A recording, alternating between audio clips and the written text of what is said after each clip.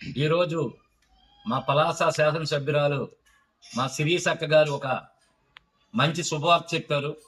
ఆ శుభవార్త ఏదంటే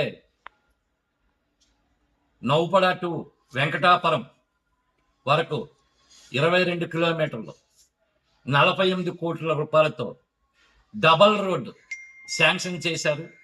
వారికి ఈ ఈ సంతబొమ్మాలి నందిగాం వజ్రపుత్తూరు మండలం సంబంధించిన ఏదైతే ఈ రోడ్డు మార్గాన వెళ్ళే ప్రతి ఒక్కరు కూడా పేరు పేరున ఆవిడికి శుభాకాంక్షలు నమస్కారాలు తెలియజేసుకుంటున్నారు.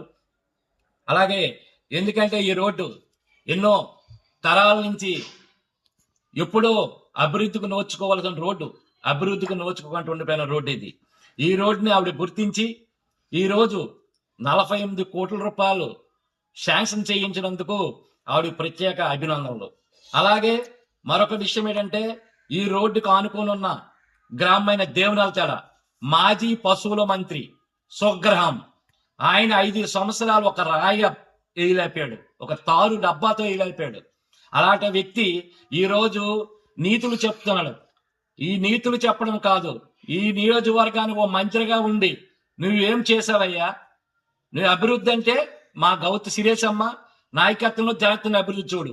ఎందుకంటే ఈ నియోజకవర్గంలో చేసిన అభివృద్ధి గౌతు కుటుంబకే సాధ్యం తప్ప నీలాట ఆ తాటాకు సప్పుల వ్యక్తులు, సౌండ్ లేని వ్యక్తులు, వరక మీద ఒక ఐడియా లేని వ్యక్తులు చేసినవి కాదు.